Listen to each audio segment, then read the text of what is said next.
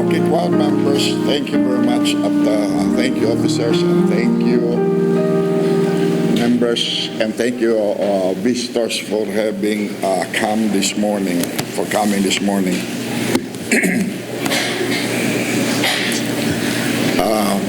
Magandang balita, yung campsite natin ay medyo restricted area yon. Bawal doon yung mga inchik. Totoo yun, religious kasi yun, hindi sila mga kwan eh. Yung mga hotels sa labas ay doon nagbubuk talaga yung mga Chinese. Okay? Doon sa campsite natin, Faith Village, sa pangalan pa lang, nati-turn off na sila. Kaya wala doon. Okay?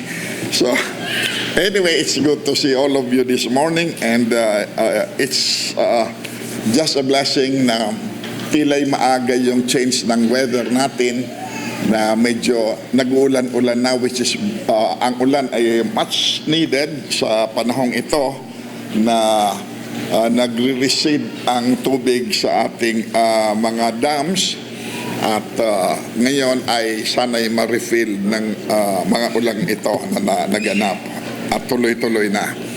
So, without any further ado, I would like us to please open our Bibles to Matthew chapter 4. Babasahin natin ilang talata lamang dito sa Matthew chapter 4, and then we will skip some chapters because gusto kong i-focus natin sa taong ito ang ating mensahe tungkol sa followers of Christ.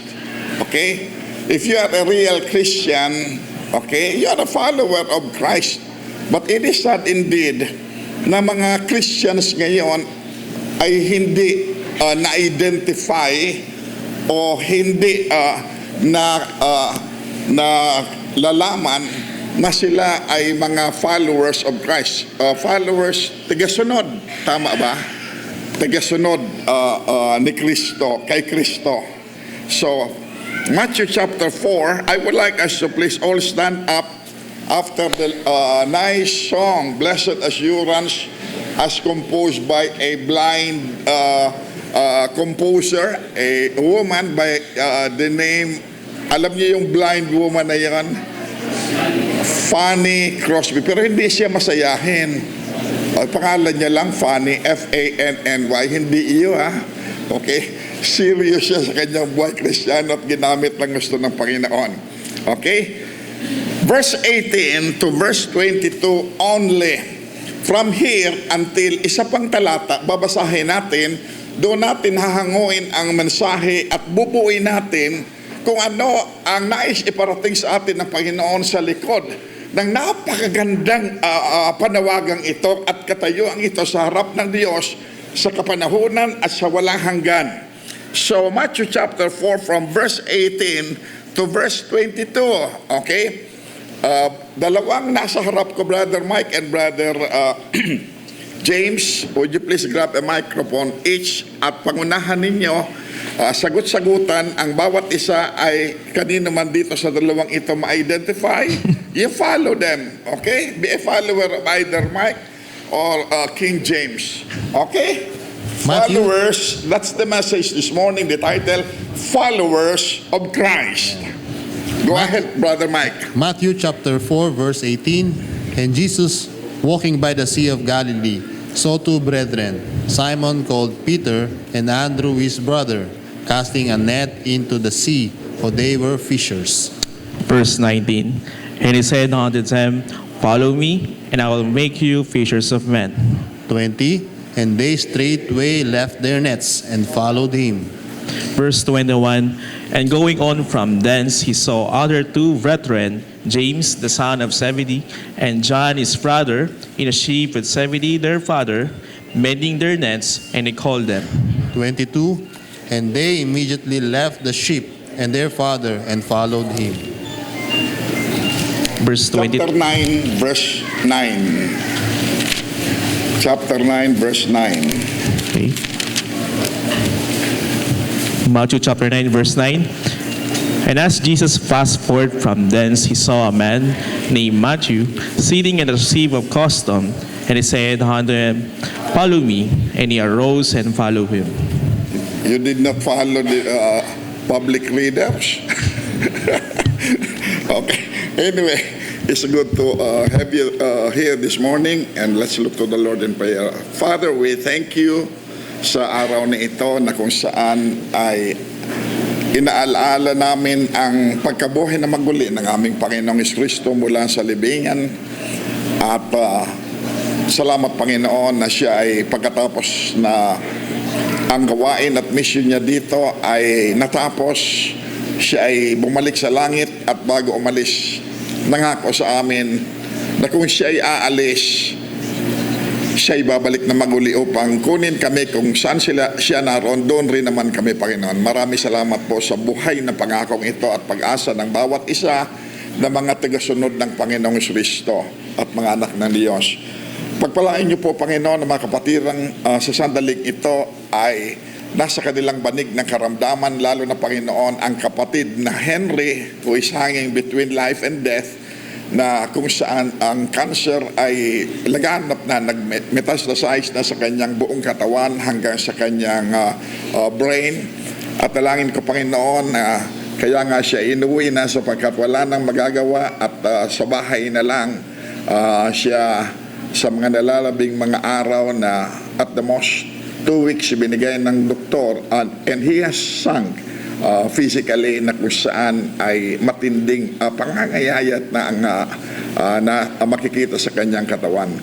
At kayo nga po ang sumustento sa pamilya, Panginoon, emotionally, physically, and financially and spiritually, lalo na, Panginoon, sapagkat ang kanyang may bahay ay halos kakaroon na ng interest, at aming dalangan rin ang kanyang mga anak. At dalangin rin namin si Brother Reggie, Panginoon, na siya ay biyaan nyo ng kapanatagan ng pananampalataya at kalakasang spiritual. At alam naman namin na madalas nga siya ay bago umuwi galing dito ay sinasabi sa akin na maliban na buhay pa siya ay anytime he's ready for the call of the Lord. Thank you for the family na nag-aalaga sa kanya, at si Brother John at Sister Emma, at sino pa mang kapatiran na nasa banig ng karamdaman, ay alalayan niyo, Panginoon, at tulungan sila at aliwin sila. Ganun rin ang mga naulila sa mahal sa buhay sa kapatid na Nelly at Manay na uuwi mamayang gabi. Ay dalangin ko na ang pagpanaw ni Sister Eden ay maging paalala sa kanyang mga anak, na kung ang mga ito ay wala pang kasiguruhan, ay magising sa katotohanan na ang kamatayan ay walang ginagalang o kinikilingan, bata o matanda, mayaman o mahirap, Kristiyano o hindi. At sadyang ang takdang oras mo ang mangyayari, Panginoon, because you are in control of everything, even our lives, and the breath that we breathe, Lord, is from you. I pray for our seamen members that you would watch over them on board the ship. I pray for Brother Jeff and Brother Marvin, that you would keep them from the plague that is affecting our world, which is indeed dreadful and dangerous and destructive. I do pray for our OFWs, especially that now a Filipino died, is recorded as having died in Dubai, in United Arab Emirates, for this virus that is most dreaded now. I pray for the mission there under Brother Doc, the mission in Oman, the mission in Auckland, and the men and their families behind the pulpits and leading them. I pray also for our missionaries that have come to preach and tell us about the mission fields where the Lord had burdened them to go and win souls for the Lord.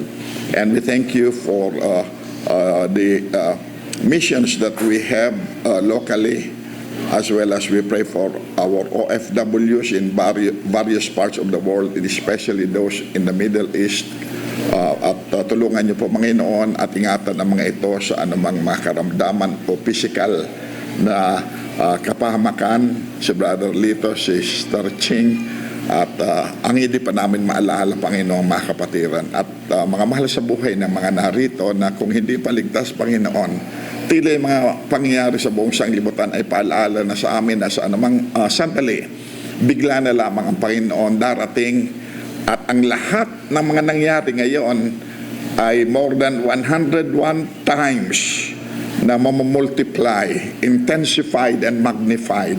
And oh Lord, bless Israel and the peace in Jerusalem, as well as lead our country, oh Lord, through our president, and I pray that you would wake him up, and especially that he wants to put a stop to the VFA. And thank you for the answered prayer that Trump made it from the accusations that the impeachment was all about.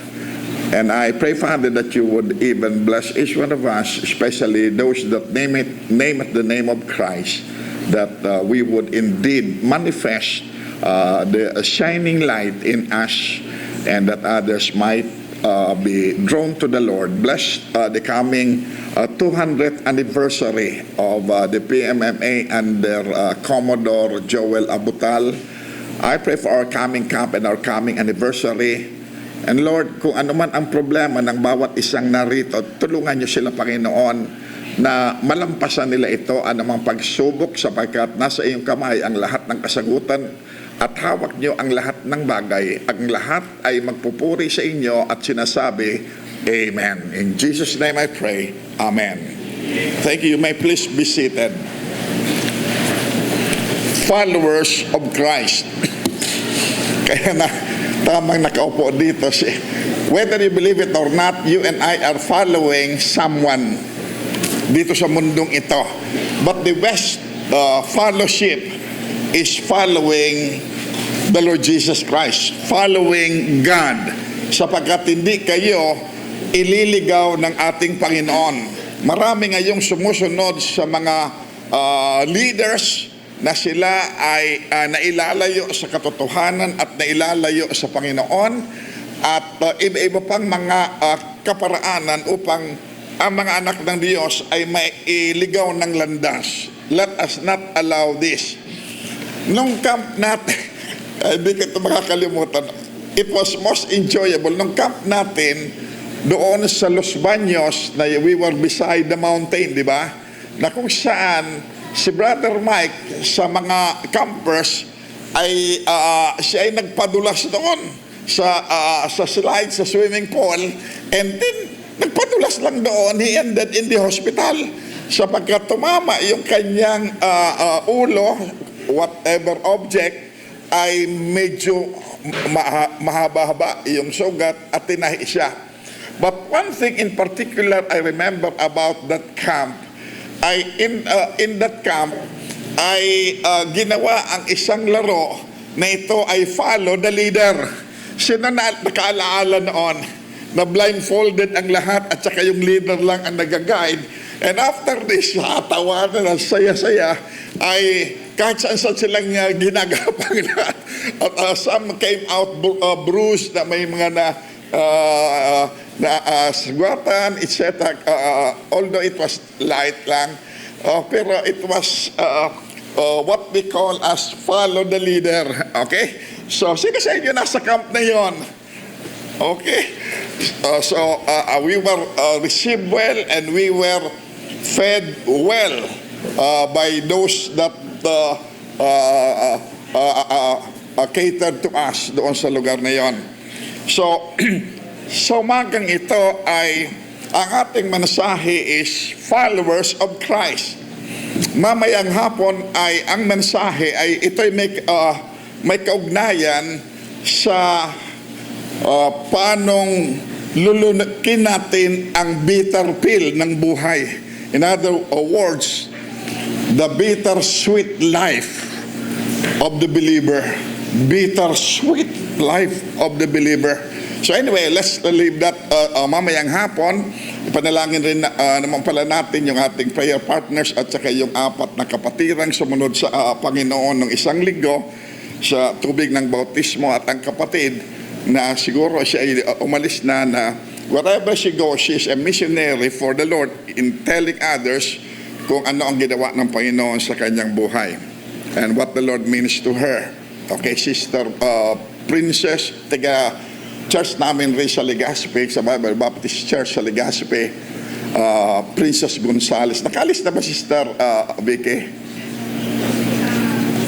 Okay, abroad na uli siya. Okay, so anyway, so umagang ito ay 3 katotohanan ng ating mapapansin dito na nagpapatibay, nag-reinforce sa ating kalagayan bilang mga anak ng Diyos, na tayo pala ay may dapat sinusundan. At ang dapat na sinusundan natin ay ang taong nagmahal sa atin ng ang kanyang buhay ay kanyang ibinigay na pantubos sa ating mga kasalanan, ang Panginoong Kristo. So, there are 3 things that I would like to share with you this morning about followers of Christ. First of all, okay, tingnan natin please, dito sa chapter 4, from verse 18 to verse 22, you can find here the first truth about being a follower of Christ is number 1, okay, you were called to be a follower of Christ. The call of followers. Sabi dito, sa verse 19, He saith, yung word na ginamit, saith. Pagdating dito sa verse 21, and going on from thence, he saw other 2 brethren, James the son of Zebedee, and John his brother, in a ship with Zebedee, their father, mending their nets, and he called them. Okay? Ang kayo maligtas, ako'y maging anak ng Diyos, at lalo na maging tigasunod ng Panginoon Kristo, it is a calling. You were called by the Lord. You were chosen by the Lord. Sabi nga ng Panginoon, don't ever reverse that. You have not chosen me, but I have chosen you and ordained you, etc. Okay? So, the truth of the matter, kung ano ang naging katayuan at kalagayan natin bilang anak ng Diyos sa umagang ito, yan ay dahil sa call ng Panginoon sa atin. Salvation is a call from God. Serving the Lord is a call from God. Being a follower of Christ is a call from God. Sama-sama yun, package ito. Sa atin ibinigay na karapatan ng Panginoon. Secondly, I would like you to notice behind this statement sa verse 20, and they straightway left their nets. Straightway left their nets. At ang sabi dito, anong ibig sabihin ng straightway? Sa verse 22, and they immediately left, okay, the ship. Sa chapter 9, ang sabi dito, sapagkat dito natin pairalin, sa 5 followers of Christ na pinangalanan dito, we would like to concentrate on the man na ito ay seemingly he is the worst among them, na sa harap ng kanilang mga kababayan ay sila ay iniiwasan, sila ay kinamumuhian, sila ay inaayawang makasama. So chapter 9 verse 9, sabi dito, as Jesus passed forth from thence, he saw a man named Matthew sitting at the receipt of custom, and he saith unto him, follow me. And he arose and followed him. The second thing that we will notice here is the cost, okay, of following Jesus, the cost.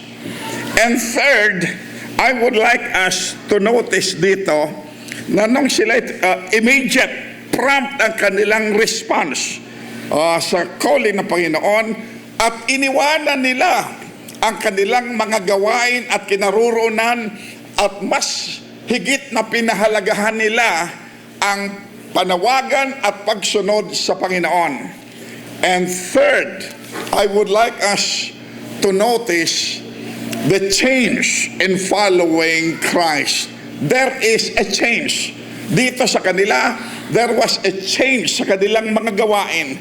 And above all, ay titingnan natin yung change sa buhay ng mga ito, and especially yung transformation, change of transformation na naganap sa buhay ni Matthew.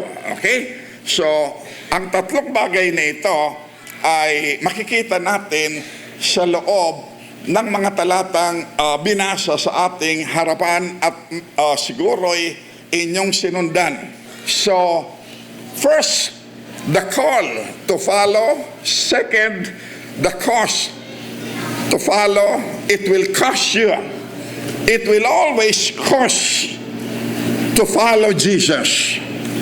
Some ay talagang reluctant to pay the price or the cost, but it's worth it all, my dear brothers and sisters. And third, the change or transformation nagaganap sa buhay ng mga tinawag ng Panginoon na sumunod sa Kanya. Okay. First of all, the call to follow Christ. Ang liwanag dito, He called them. Ang limang ito were the first na binanggit sa aklat ng Matthew na tinawag ng Panginoon na sumunod sa Kanya, and later on ay they were called by a special address or titles or position by the Lord na ibinigay sa kanila.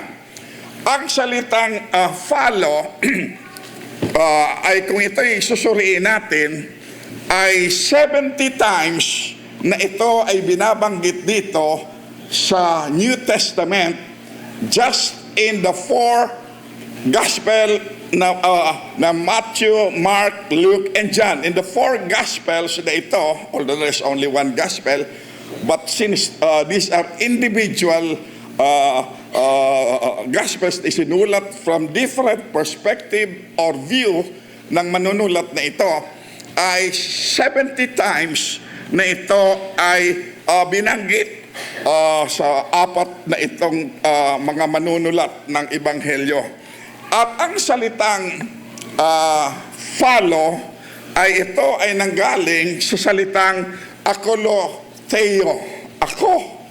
Akolotheo. Ang ibig sabihin ng salitang akolotheo is follow, okay, or to be a companion or to accompany. At dahil nga dito, yung mga alagad ng Panginoon that followed Him, na ito'y inuusig ng kapanahunan, sila ay natawag as followers of the way. Followers of Christ. Ayaw nilang pangalang Kristo because they denied and rejected Jesus. They are followers of the way. Sa Acts chapter 9 verse 2, bakit sila tinawag as followers of the way? Because the truth of the matter is Jesus Christ ay isang katotohanan na inangkin niya, ay sinabi niya, I am the way, the truth, and the life. At wala makaparuron sa maliban sa pamagitan ko. Yun pala, tinawag tayo ng Panginoon to follow Him the way so that we can end up in heaven. Without this way, na sundan natin ang landas at sundan natin siya, we will never ever make it to heaven. We are already on the road to hell. Anong dapat natin gawin upang tayo mapahamak at mapunta sa impyerno? Wala! Sapagkat tayo mga makasalanan na. Our sin ang siyang magdadala sa atin sa impyerno. Pero sa kabila ng ating mga kasalanan, si Kristo ang magdadala sa atin sa kalangitan. So, I hope and pray na kayo ay isang nabanggit ko dito, akolotheo, ibig sabihin follower or to follow or to accompany. So, first of all, ay pansinin natin nung ang Panginoon ay dumaan dito sa lugar na ito by the Sea of Galilee, ay nakita niya dito ang apat na magkakapatid. Ang unang magkakapatid ay si Pedro at saka si Andres. Peter at Andrew. Then, notice with me, ang pangalawa ay itong si John at saka itong si James na anak ni Zebedee. So, nung dumadaan dito ang Panginoon, ay ating mapapansin na ang mga ito ay nasa kanya-kanyang gawain. Itong si Peter at saka si Andrew ay sila ay naroon sa tubig at inihagis nila at pagkatapos hinuhugasan nila ang kanilang lambat. In other words, ay sila ay from hand to mouth, sila ay mga mahirap na mga tao lamang bilang mangingisda. At dala ng kanilang kahirapan, sila ay hindi gaanong nakapag-aral. In other words, they were uneducated, so to speak. At dahil nga doon, sa kanilang lack of education, ay they were despised or looked down by their countrymen, na sila ay hinahamak. But nung narinig nila kung saan sila'y biniyaan ng Panginoon ng karunungan at kapangyarihan sa pangaral ng salita ng Diyos, ay ang mga kaluluwa, irrespective ng kanilang katayuan sa lipunan, ay sila'y sumusunod sa Panginoong Kristo. So, look at what the Lord can do with such uneducated and poor men. At tinawag niya at sabi dito, karakaraka, ay iniwanan nila ang kanilang lambat at ang kanilang bangka at sila'y sumunod sa Panginoon. And as the Lord continued walking, nakita niya na naroon sa kanilang bangka. Ano naman ang kaibahan ng dalawang magkapatid na ito na si John at saka si James?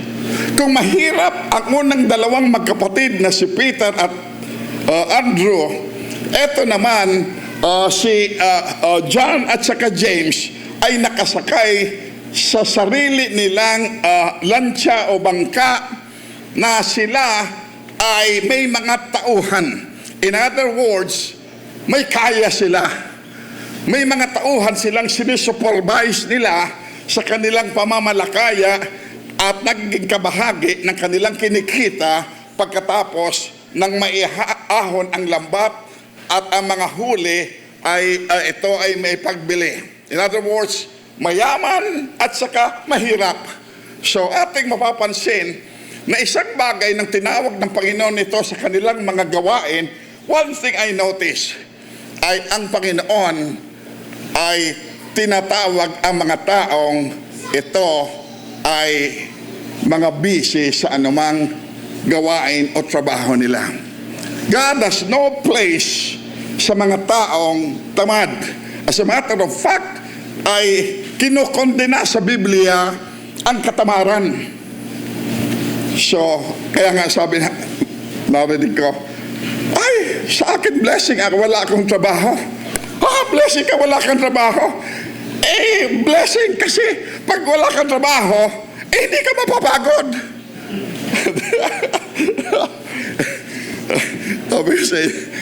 Okay. Sabi sa Biblia, kung ang isang tao ay hindi magbanat ng buto, magpawis o magsipag upang kumita, ay huwag siyang umasang, if a man would not work, neither should he eat. That's a very simple principle na ibinigay ng Panginoon. Because God expects that every Christian is to be industrious, hard workers. Mapagkakatiwalaan at mga masisipag. Hindi kinakailangan, pag sila nagtatrabaho, hindi kinakailangan babantayan sila o hindi pakitang tao. Okay? Sapagkat alam nila, first and foremost, ang kanilang pananagutan ay sa Panginoon, the big boss, ang Panginoong Diyos. Every one of us will give accounts of what we have done in this body. Come Judgment Day, It's inescapable. You and I, kung tayo followers of Christ, bago tayo gantimpalaan ng Panginoon, ang gantimpalang taglay niya sa kanyang pagbabalik na ipagkakaloob niya sa bawat tigasunod sa kanya ay ayon sa ating naging mga gawa. Kung wala kang gawa, wala kang gantimpala. Ganun lang yun. So, ating mapapansin, yung panglima na dinaanan at tinawag ng Panginoon ay ito ay si Matthew. Tingnan natin please. Sabi dito, anong kaibahan ni Matthew? Ang kaibahan ni Matthew ay tila siya ay isang tao na iniiwasan, na siya ay taong kinamumuhian ng kanyang mga kapwa. Sabi dito sa chapter 9 verse 9, and Jesus passed by, the apat nang sumunod sa kanila, sa kanya. Then sabi sa Bible sa verse 9, and as Jesus passed forth from thence, he saw a man named Matthew sitting at the receipt of custom, and he said unto him, follow me.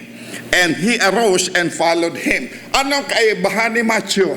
Ang kaibahan ni Matthew ay ang trabaho niya ay nakaupo. O maganda yung apat ay nakatayo sila. Talagang babanatin yung katawan niyo. Pero siya ay madali lamang. In other words, para siyang executive, nakaupo lang. Pero sa mata ng kanyang kapwa, pinandidirihan siya. Siya ay tinuturing na isang hamak na makasalanan. Bakit? Sapagkat siya ay isang tax collector. Siya ay namumuno sa isang district na kung saan siya ang chief ng Bureau of Infernal Revenue. So, bakit ganon ang kalagayan? Why was he looked down at, despised, at iniiwasan, ostracized, and ayaw man siya sa kanya ng kanyang kababayan, subalit napipilitan ito dahil pag dumating ang araw, takdang araw na sila ay magbabayad ng kanilang buwis, hindi nila maiwasan na humarap dito. I am persuaded na itong si Matthew ay he was making a lot of money as a worker doon sa custom. Naalala ko na dito ay isa ring publikano na nakakarinig tuloy ang Panginoon ng salita. Nung siya ay nakipaghalubilo at tinatawag niya upang maging tigasunod ay mga publikano o kaya ito ay prosti o ito ay mga sinners. Pag tinawag sa Bible na magkatapat, publicans and sinners, dalawang classes ng tao ang tinutukoy. Yung publicans and the prostitutes. Etong si Zacchaeus was a publican. Pinuno siya. At pagkatapos, etong si Mary Magdalene, kung naalala ninyo, na nung siya'y tinawag ng Panginoon at niligtas ng Panginoon at binago ng Panginoon, ay nag-ala ito sa Panginoon ng kanyang mamahaling ungwento. She anointed the Lord Jesus Christ prior to His death ng kanyang ointment na very, very expensive na naghalimuyak na ointment, musk oil. So, dito'y ating mapapansin nung dumaan ang Panginoon, kaya nga nung panahon na daming salitang narinig ang Panginoon sa mga Fariseo, ay, kadiri! Yun ang magkasama mo, kadiri! Hindi siguro niya alam na mga publicans at prosti ang kanyang kasama.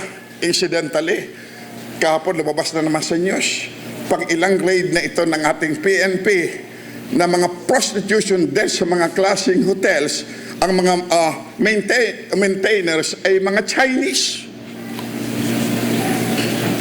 So nakita nyo, hindi na matagal, the Philippines will become a province of China, tulad sa at least pinatanggal yun yan sa mga tulay, sa mga tawiran ng mga tao, pula pang banner ay nilagay dyan. Republic of the Philippines, province of China. So, ganun na lang kagaan ang ating mga pagtanggap sa mga Chino. Okay, why? Because they have the money today. Hawak nila ang pera. Okay, sagana sila. But tingnan naman ninyo ang kanilang in-export. Okay? So, dito'y ating mapapansin, nakadiri. Pero sabi ng Panginoon sa kanila, hindi ako naparito para tawagin yung mga matuwid. Naparito ako upang iligtas ang mga makasalanan. I am not come to call the righteous, but sinners to repentance. So, ang liwanag ng sadya ng Panginoon. Kaya, kung kayo'y alagad at anak ng Diyos, it all began with the call of God in your life. Otherwise, you would never have come to God on your own. Why? Because we were separated by sin from God. And we were dead in trespasses and sins. Spiritual na mga patay tayo. How can we ever respond? But the Lord did what we could not do for us. So dito nung dumaan ng Panginoon, sabi ng Panginoon sa kanya, Matthew, come forth. Hindi nagbigay ng excuse itong si Matthew nor the 4 other followers of Jesus Christ. Teka muna, tatapusin ko muna yung libro. Meron ditong blue book at meron ditong real book.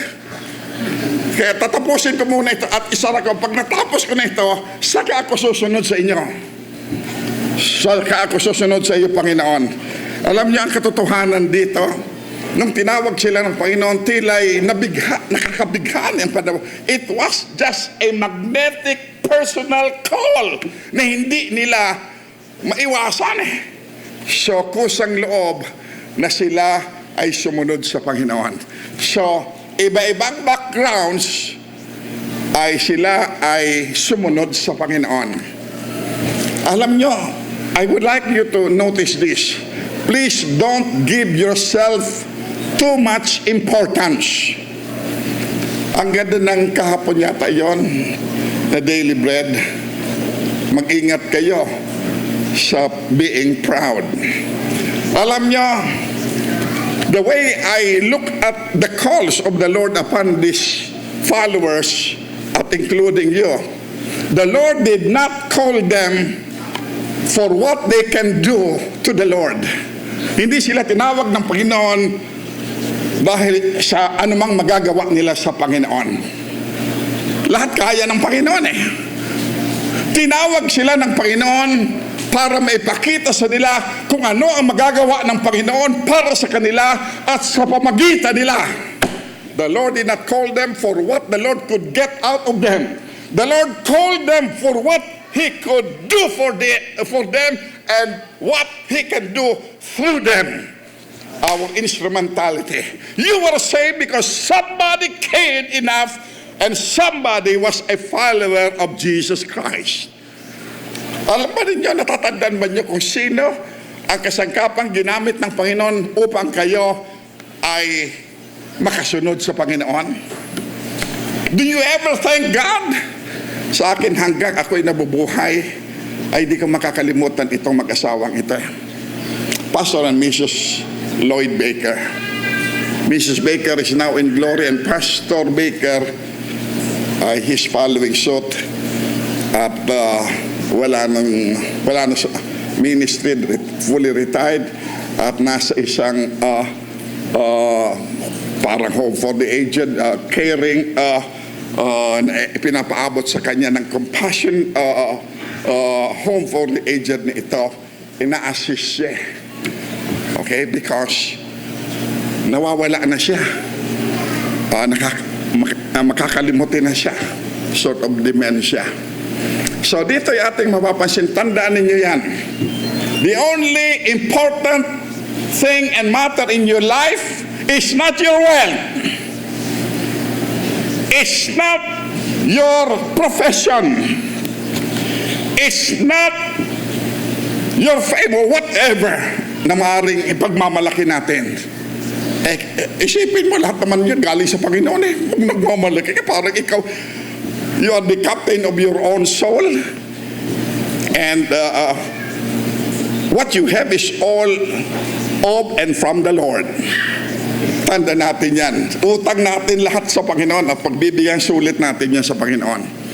Kaya the only thing that is most precious to us for time and for all eternity na hindi natin maiwanan ay walang iba kundi ang Panginoon. We have Christ in our hearts. We know the way because Jesus is the way. So dito ay ating mapapansin. The second thing is, okay, now some of us are following someone or something other than the Lord. Don't be misled. Okay? So, nung panahon mismo ng Panginoon, He knew this. At isa dito sa 5 pinangalan ng tinawag ng Panginoon, ay the time came when He was put to the test. Instead of following the Lord, He followed afar off. Sino ba yan? Okay, at least he followed afar off. And where were the others? They were in hiding. They did not identify themselves when Jesus Christ was crucified. And they were in fear. Sila'y natatakot at nababahala and afraid of losing their own scalp. So, they were nowhere to be found. At ang sabi sa atin sa Biblia, the multitudes came to the Lord, and when the time came, kung sila'y tutuloy sa pagsunod sa Panginoon, ay they all left the Lord. They stopped following the Lord. Bakit? Kasi nakuha na nila yung kanilang layunin o pakay sa pagsunod sa Panginoon. Yung kanilang mahal sa buhay ay gumaling na. At anumang uri ng karamdaman at uri ng problemang meron sila nang sila'y sumunod at inilatag nila sa Panginoon, tinulungan sila ng Panginoon. At nung ito ay makamtan na nila, tinalikuran nila ang Panginoon. Kaya ang sabi ng Panginoon sa kanyang unang mga tinawag na mga followers, sabi niya, will you also go away? Just like the multitudes of followers. Ang sabi nila, to whom shall we go, Lord? Thou hast the words of eternal life. So you are the best to follow, Panginoon. So everyone deserted, but they remain with the Lord. So dito ay ating mapapansin the cost of following Jesus. It will always cost you. Peter and Andrew, it cost them their business na sila, trabaho nila na mangingisda. At narinig nila, they do not know what the future holds. Ang sabi lang ng Panginoon, follow me and I will make you fishers of men. Paano ito? Paano yung hanap buhay namin? From hand to mouth na nga lang kami, isang kayod, isang tuka, iiwanan pa namin ito at susunod kami sa iyo. Ano makukuha namin dyan? Sometimes in our visitation, ganun ang naririnig ko eh. Pag namimigay at pagkatapos nag-imbita, yan may pagkakakitaan. Ano bang mapapala ko dyan? Sabi nila, kung wala, hindi rin lang ako kikita at wala akong makukuha dyan, sa iba na lang. Sabi ko, bahala ka. I did my part and it's entirely your responsibility. So but at least I warned the wicked to flee from the wrath to come. Yan ang gawain ninyo eh. Hindi tayo makapagliligtas at tagapagdala lang tayo ng mabuting balita. Kung ito'y tanggihan nila, wala tayong magagawa eh. So tila'y hindi sila tinawag ng Panginoon, but as always, God works mysterious ways to behold. Hindi natin alam. Yung hindi natin, sabi nga, there are 3 mysteries in heaven.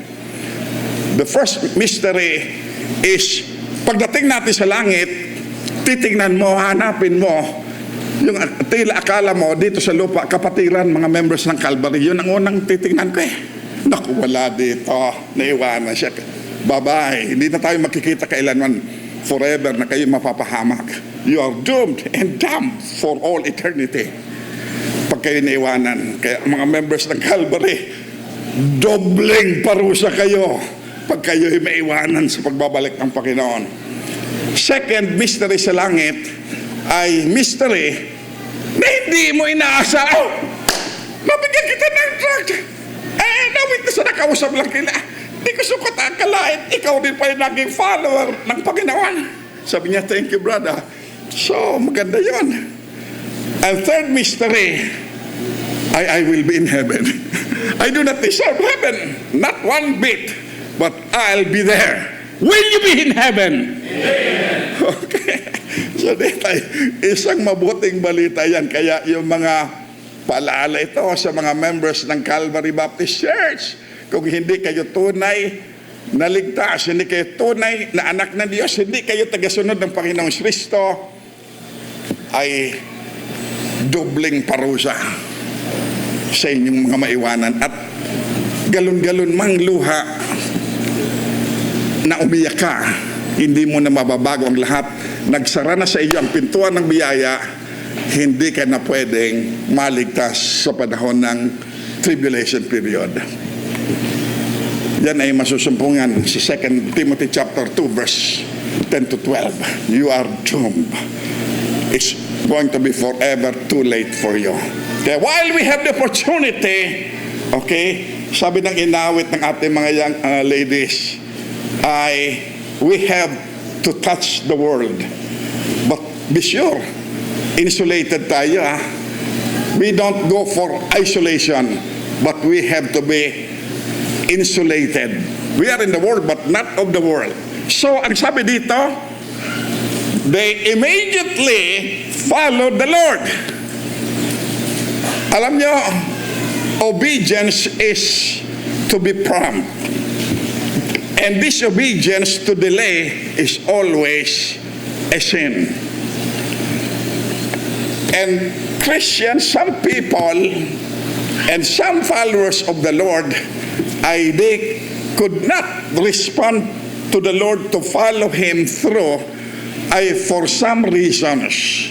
Ibinigay na yan sa Panginoon. They are hiding behind flimsy, mababaw na mga excuses. Nagbigay ang Panginoon ng isang parabola na ang sabi dito, tatawag ka ng Panginoon para makasalo ka ng Panginoon, ng hari. Sabi niya, thank you for the invitation, but I have just bought me, nakabili pa lang ako ng sasakyan. Minimodernize ka. Sa kanya, baka ng sasakyan, sapagkat wala naman tayong mga baka ngayon. Kabibili ko lang nito. Magarang sasakyan ito. Kinakailangan i-test drive ko ito. Pwede mo nang i-test drive sa ibang araw. Bakit tinataon niyo palagi linggo? Hindi dapat yun. Pero sabi niya, sa iba na lang. Hindi siya interesado. Sabi ng isa, well, gusto ko man dumalo, kaya nga lang hindi ako pwede. I have no time. You know what? I have an appointment. Kabibili ko lang ng lupa. Alam nyo, pwede ka naman dumalo sa panyaya ng Panginoon. Pero yung lupa, hindi naman yun naalis kung sumatrapak, hindi kayo bibili ng lupa na hindi malinis at maayos ang titulo, di ba? Na alam ninyo, nakita nyo na yung lupa. Tulad ng doon sa amin. Dito sa Maynila, maraming mayaman na oferan. Ang ganda. Magtayo doon sa slope ng Mayon Volcano. Yung pala yung lupa. Binayaran nila. To their dismay, pagpunta nila para suriin, public domain pala yan. Lupa pala ng gobyerno. Not for sale. Naisahan sila. Ang dami niyan ngayon. Kaya be careful of real estate offers. Okay? So, don't put off following the Lord for some other reasons or excuses. Sabi ng isa, kaya nga dito bawal sa Calvary. Sabi ng isa, sabi niya, ako pwede. Bakit? Magandang hari na mismo nag-entertain ka na pinapupunta ka. Sabi ng isa, sabi niya, hindi ako talaga pwede ngayon. Kakasal lang namin, babiyahe kami, mag-honeymoon kami. Pupunta kami sa Baguio. Pwede naman Lunes o hanggang Sabado. Bakit palagi nating minamaliit ang araw ng Panginoon? When we should be giving it utmost importance because Sunday is only one of the 7 days in a week. You have 6 days. But how dare na the Lord's Day ay ginagamit natin and then we hide behind excuses. Alam ng Panginoon, the only valid excuse is when you are sick. Kayo talagang nasa banig ng karamdaman o kaya kayo ay nasa loob ng nasa ospital. At alam ng Panginoon yan, at lalo na kung kayo nasa loob ng ataol. That's a valid excuse. You cannot come to church. Kaya dito sa church, walang kasal ng Sabado dito sa loob. Kaya mauutak ang mga nagpapakasal sa labas na lang. Kasi dito dami. So nakita nyo, we always come up with excuses. Dito nung tinawag sila ng Panginoon, no matter how busy they were, ay immediately si Matthew, napaka-importante ng business niya, ang laki ng kinikita niya, tumayo siya, sumunod sa Panginoon. Hindi nga closed book, yung blue book, at saka yung real truthful book, hindi nga ma-reconcile, hindi niya matapos. But iniwanan siya, bahala kayo dyan, mga sisters ko, bahala kayo dyan, ako susunod sa Panginoon. Hindi nila alam kung ano, what the future holds for them. Pero kung hindi sila sumunod sa Panginoon, wala na silang, we have no memory whatsoever of them. Di ba? So, you have, to consider the cost. Huwag kayo matakot. Pag inunan yung Panginoon, God, I think it was Don Moen, God will always make a tama ba yun? Way ba? A ways. God will always make a way. When you put God first, you will be surprised because God is above all situations. He has all the answers within His grasp. He can turn the hearts of men and He can do as He pleases as the only sovereign ruler of the universe. God is on the throne and will always be. That's why it's worth following the Lord. Okay, don't hide. I'm busy. Okay, don't hide behind that busyness. If you will become barren, hindi sila nag-alala kung anong kakainin nila. Pero nagkulang ba ang Panginoon sa kanila? Hindi. The best na employer natin ay ang Panginoon. No regrets. No tears. And last, notice with me please, hindi nila pinag-isipan o ano man kung ano ang cost, but they were willing to give up no matter how important it was to them. Their work, their family, or whatever. Yan ay isang bagay. If natuklasan nila that if any man would not learn to put secondary or thirdly yung anumang lugar na ang Panginoon lamang must be the cream of the crop, must be top, they cannot be followers of the Lord. And then ultimately you have to take up your cross daily and follow Him. And a man who follows the Lord must be willing to deny himself. Alam mo, yan ang number one na nagiging balakid sa atin, yung sarili natin. Always iniisip natin yung sariling kapakanan o whatever. Kinakailangan God first. I like that pin nang unang pumunta dito in 1970s early part, yung Smite Singers, ang ganda ng blending nila. The first singers choir na napakinggan ko, Smite Singers. Ngayon sa YouTube, yung heritage singers, ganda ng kanilang mga kanta. The only problem, bagamat they have the same message at sabi nila, they also are believers in Christ. Kaya nga lang, the only objection I have sa kanila is not the songs because they sing Christian hymns. It's yung sila mismo the singers, yung heritage singers because sila yung mga Sabadista. Alam na ninyo yon.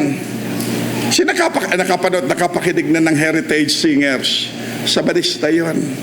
Pero ang Sabadista ay splintered group galing sa Baptist under isang pastor nila si William Miller.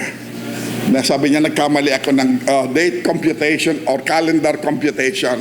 At least acknowledge that. Pero itinuloy ng isang matapang na babae na si Ellen G. White yung pagkakamali niya. So, nagpatuloy pa rin sila. Ang Sabadista ay nanggaling sa Baptist, not the other way around. Okay? So, ang kanilang emphasis is on the Sabbath and the law. Okay? Sa atin is on grace, that Jesus paid the demands of the law. Jesus alone fulfilled the law. Sa atin tapos na. It's done. Sa kanila, you have to do. Okay? But they're good singers. I listen frequently yung messages ng songs nila. Kaya makinakanta natin. Okay? Ganda talaga. Ganda ng kanilang pagkaawit at pati yung accompanying band nila kahit sila ay may drum. Pero walang rock eh. Talagang old-time hymns. Old-fashioned way of singing. Okay, so third.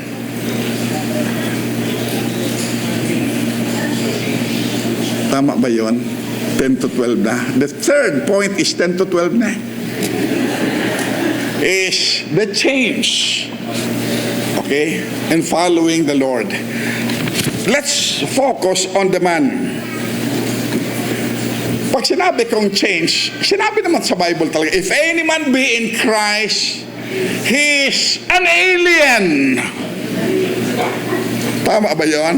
If any man be in Christ, he is a new creature. He's an alien now. You are an alien in this world because you are pilgrims and citizens of heaven. Pilgrims tayo dito. We are travelers passing by earth going to heaven. So, if any man be in Christ, is a brand new creation or creature. All things are passed away. Behold, all things are become new. Naalala nyo na kung bakit, aray, minsan nasasaktan tayo, grabing problema at pinapasa natin. Ay naalala nyo yon yung story tungkol sa silver. Silver is a symbol, this metal is a symbol of redemption. So, yung nagba-Bible study yung group ng babae, pagdating nila sa Malakay chapter 3, verse 3, nagka-problema sila. The refiner's fire. So, nakipag-appointment sa isang silversmith, ang isa dito sa siguro siyang nagko-conduct ng Bible study. Sabi niya, gusto ko malaman ang proseso ng paggawa mo ng silver para ito ay magamit.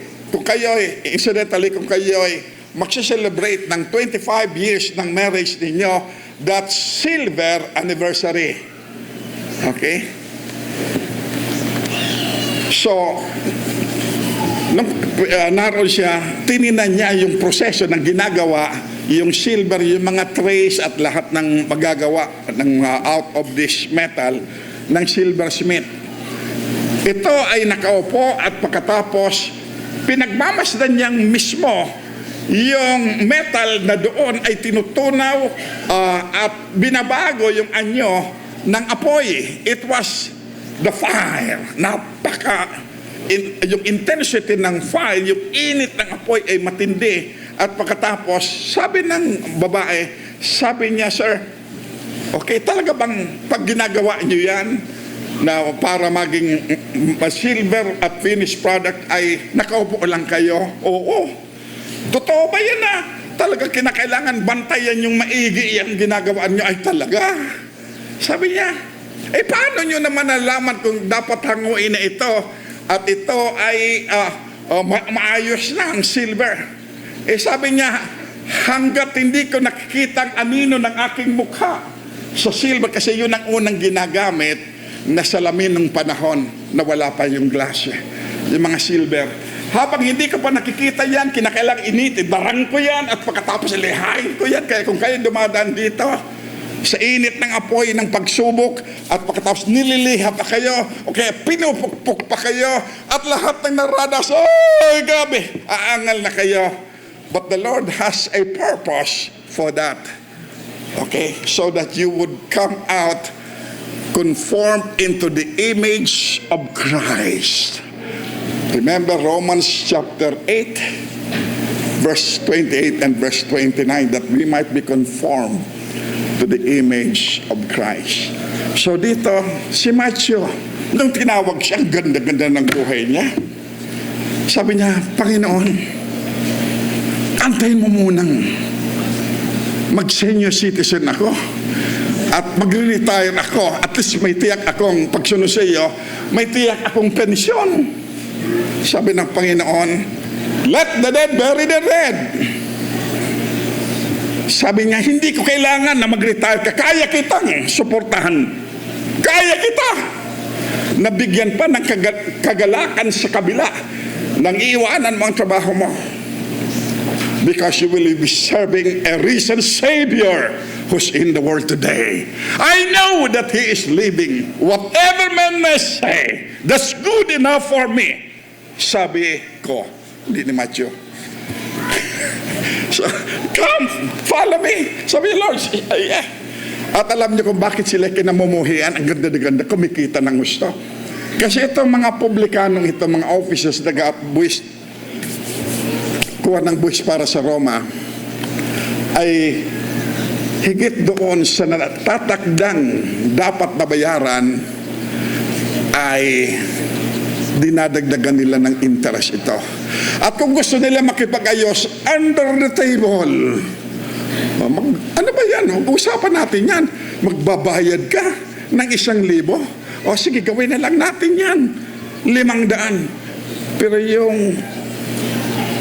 yung bawas dyan, ay kahit kahatiin mo na lang sa akin. Kaya, pag publikano ka, yaman mo. Isang araw nung dumaan ng Panginoon, this was the last time He will pass by Jericho. Daming tao, mga curious and whatever. At tumigil siya, this was the last time na dadaan siya dito. It's now or never. Tumigil siya, at lumingon siya sa isang puno ng sycamore tree na narinig niya yung pagaspas. Tinignan niya, Lazarus, bumaba ka dyan. Alam niya, si Lazarus maliit lang siya. He's parang Filipino size. Ha? Ay, baka si Zacchaeus buti, gising pa kayo.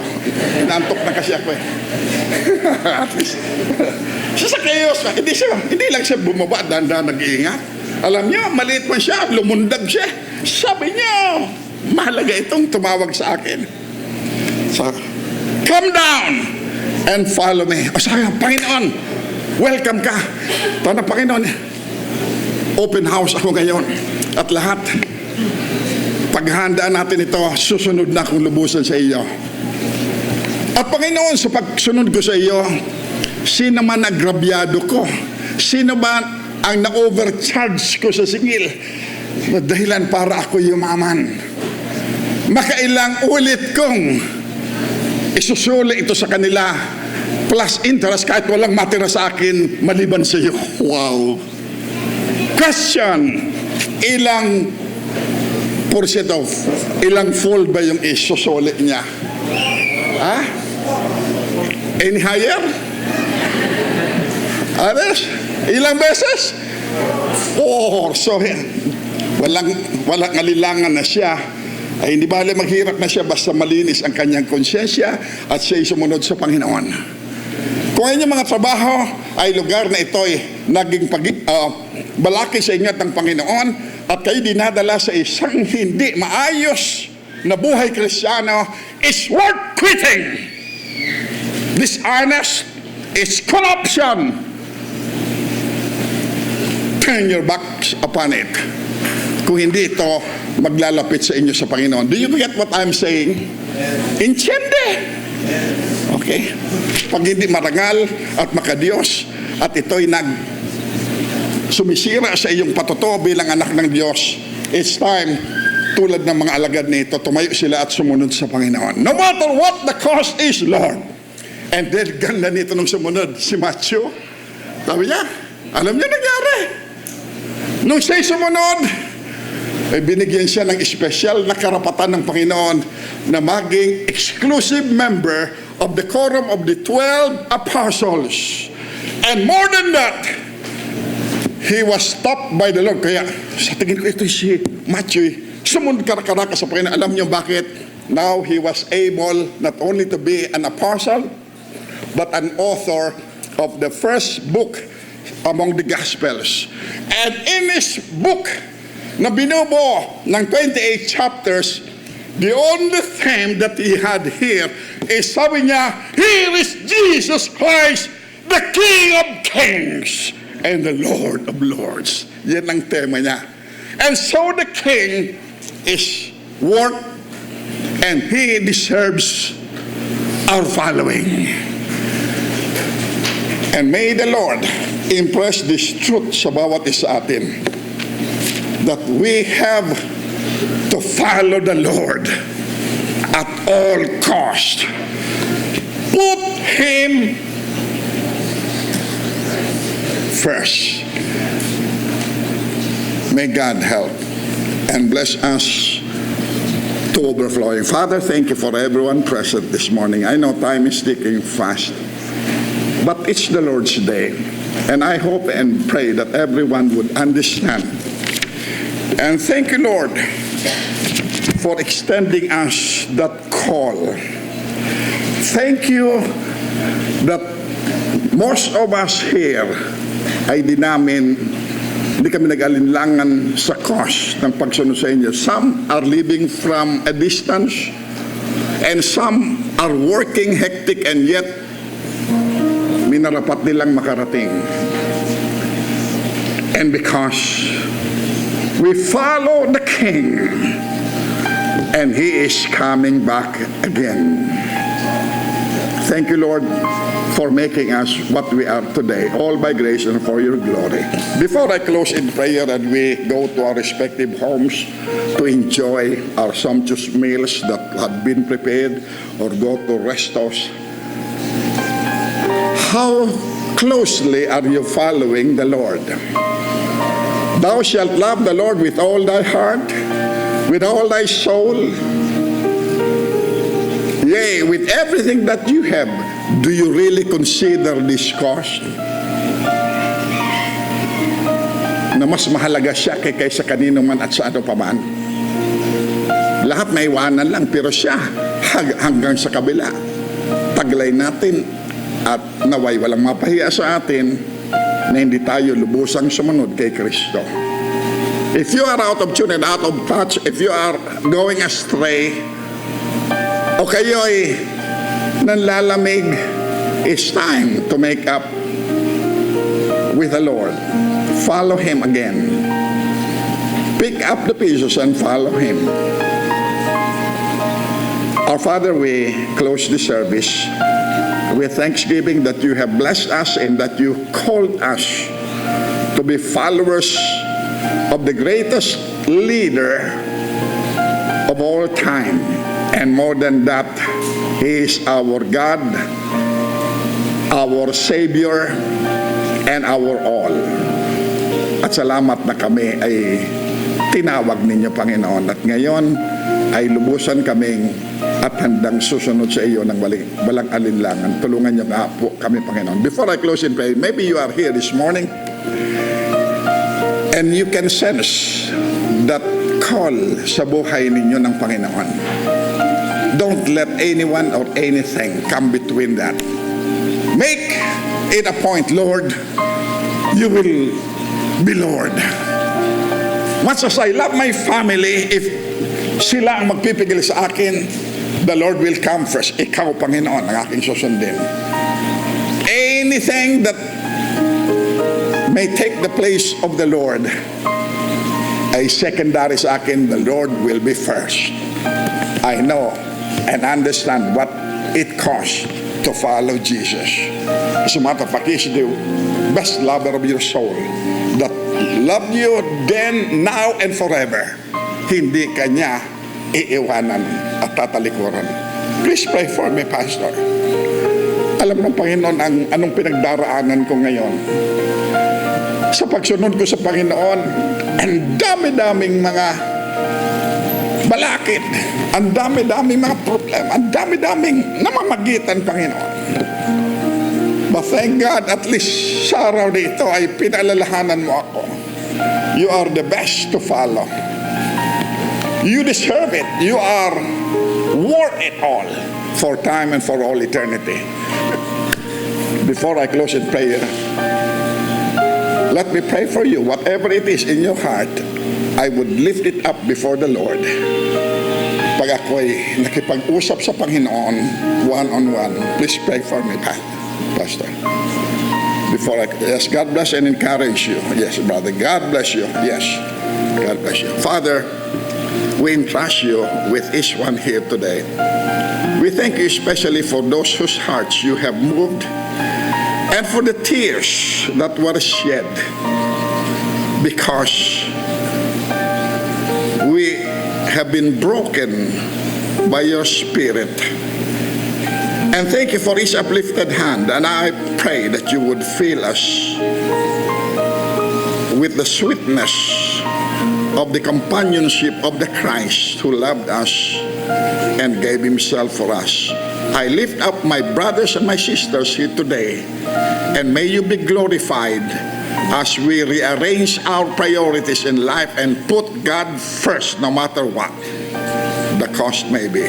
Guide us safely to our respective homes. We bless you, and we are thankful this Lord's Day that we can be in tune and in touch with you through this congregation of which you promise that you are in the midst, though you are seated on the right hand of the Majesty on high.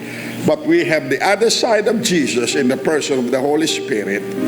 We are grateful, and we entrust you with the prayer objects at the outset. And thank you for planning it all. And thank you for your good purposes in our lives. And thank you, oh Father, for everyone that came. Bless now as we part our ways and keep us safe on the road. This I ask and pray in Jesus' name. And the people of God said, Amen. God bless you and have a good tanghali.